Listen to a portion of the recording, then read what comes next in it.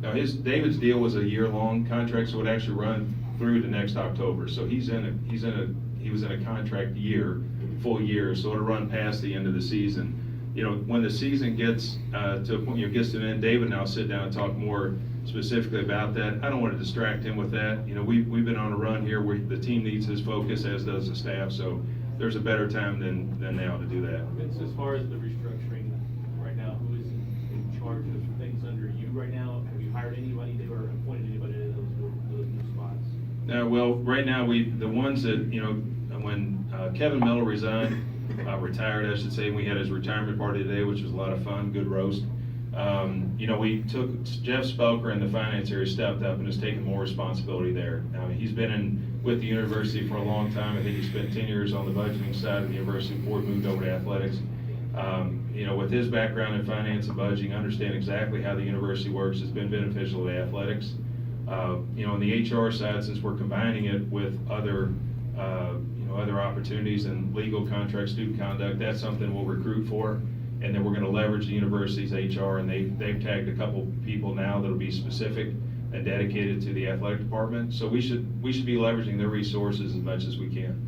Vince, when the restructuring happened on Friday, Tom Jurich's PR company, Boxcar PR, said it was retaliation is the word they used for Tom no longer having the job. I guess, what is your reaction to those words?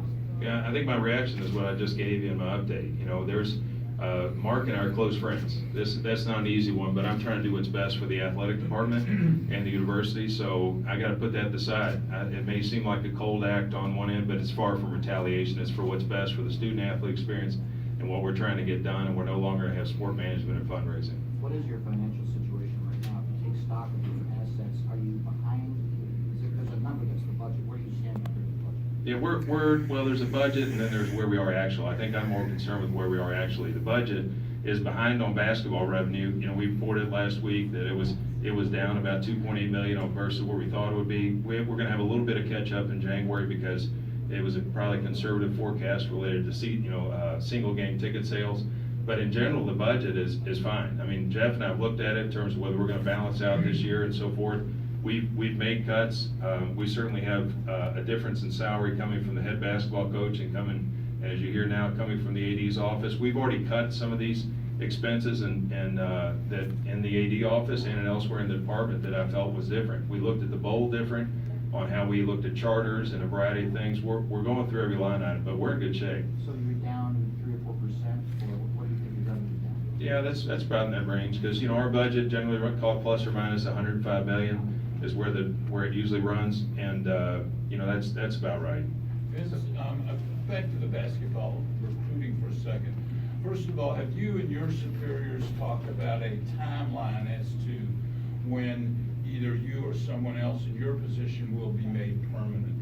And secondly, if you are still an interim AD, will you feel comfortable and have the authority to hire a coach permanently for basketball? It would seem to me very difficult to recruit when you can't tell a kid who's going to be his coach next year.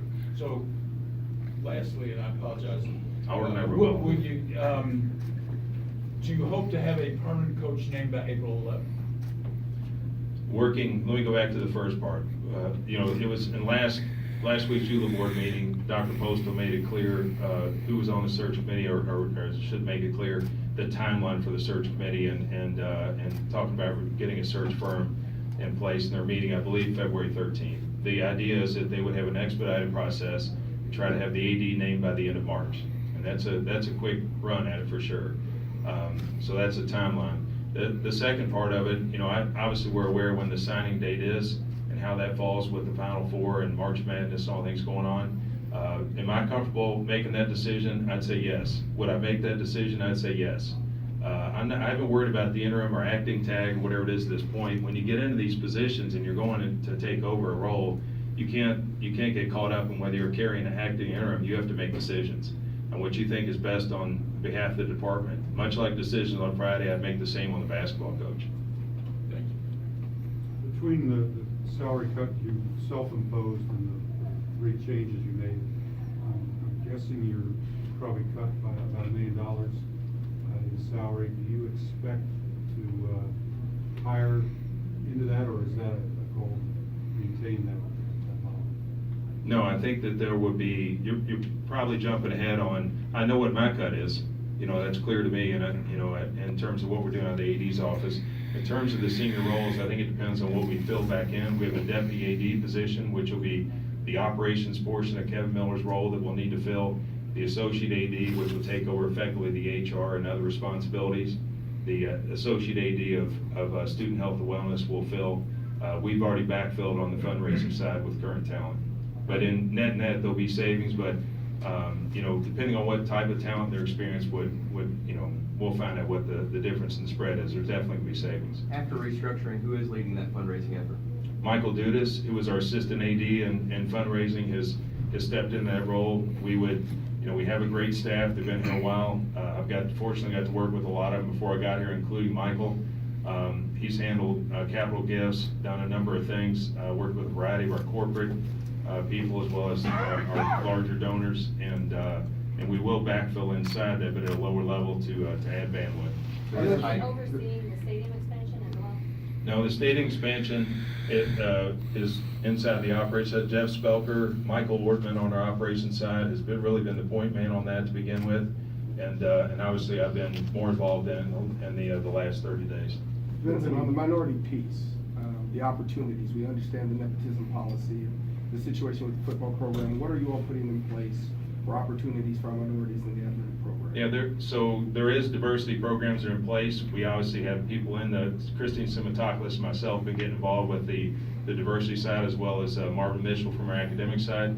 So if anything, just ramping up our activity on that side. Did you have any trepidation making dismissals as an interim AD? No, Why is that? because I've done this before, and you do what's right for the business. You don't worry about the emotions attached. Are there going back to the reorganization, are there more terminations coming down the pike to kind of trim that budget? No, what we've looked at is we're trying to look at our spending versus headcount. We felt like we need to get the structure in place that's appropriate. And talking about it today is because I've taken the time to meet with the head coaches all separately, the senior staff separately, and then yesterday we had all athletic department personnel in the Thornton's Academic Center in the auditorium, and I gave everybody a view of the prior organization chart, the current organization chart, my expectations on that, and challenging to get on board or move along. Vince, this may seem like an odd question, but a couple weeks ago, ESPN's Dan Dockich had kind of a report that U of L had lost the appeal and was going to get fined maybe $15 million. I know you can't talk you don't know exactly what's going to happen there, but was there frustration, or what was the emotion when you saw that leaked report from somebody like that? I was embarrassed for Dan. The football expansion, you said 6,000 seats, is that exactly so that? No, not exactly, approximately. There's an RFP that'll go out for the actual chairs and seating, and they come in and do the final diagnostics. So the listed capacity next year would be somewhere in the neighborhood of 61,000? Yes. Vince, is there, I guess, a rainy day fund or savings that you guys have kept aside in case you do lose the appeal and have to pay? Yeah, well, we do have funds in the foundation. I mean, we do have the Hickman Camp Fund. We have other funds over in Hickman Camp, or outside the Hickman Camp over the foundation. They're probably in the range of 23, 24 million today, with the Hickman Camp being the bulk of that, probably 2/3 of it. When you inherited the job or took the job versus now, instead of stealing, what have you learned, what are the biggest challenges that you've seen and we're looking at? Well, certainly, when you get in here, the donor unrest, because it's hard to articulate all the good things that are going on amongst all the noise. And I think that I'm not panicked by that at all. I mean, it's a time issue, and getting it out there and taking the time, and people talk about, hey, I'm going to drop my tickets and so forth. It's educating them about the student athletes and why we're here and what we try to do, even with my own donor dollars. And I've been in the student athlete shoes, and what I'm trying to assure them is we're not going to disrupt their student athlete experience while they're here. They're going to have a great experience. They're going to be proud to wear the Louisville gear. They're going to be proud to be a part of these teams and have these terrific coaches, and that's what we're here to protect. And there's plenty of donors out there that help support that cause. You may hear of some leaving, and you'll hear about some coming, but I'm not in here trumpeting every time we add a new donor or someone steps in and says, I'm happy to help support this cause, even while there may be a smaller voice. We gotta give them the right information. How have you tried to develop relationships with some of the other coaches with all the changes? You talked about the staff changes, but how have you tried to reinforce, and maybe allay some of the, concerns with some of the other coaches? Communication. I meet with them often. I meet with them, I talk to them at any time of the day. They call me on the weekends. I meet as a group. We bring them all together like we did in the auditorium this week. It's not the first time to have a full head coaches meeting, and I carry the agenda. So it's engaging with them, being involved in hands-on, and I do one-on-one meetings. I sit with Dan McDonald today for an hour, going through where his issues are, and we just go coach to coach. Time for maybe one more. Anybody? Vince, you were, a minute ago, I think you said that you had challenged the staff to get on board or move along. Do you think there's still a residual loyalty to Tom that you're fighting? I don't know. I don't ask them whether it's Tom or whatever the issue is. It's just if there's something that they're not supportive of, I'm happy to talk with any of them one-on-one. My door's wide open. I meet with employees at a variety of times. If they're willing to get there early in the morning or stay late at night, I'll meet with anybody, no matter what level they're at. But I don't know that it's tied to any one individual. I've been clear that this department's greater than any one man.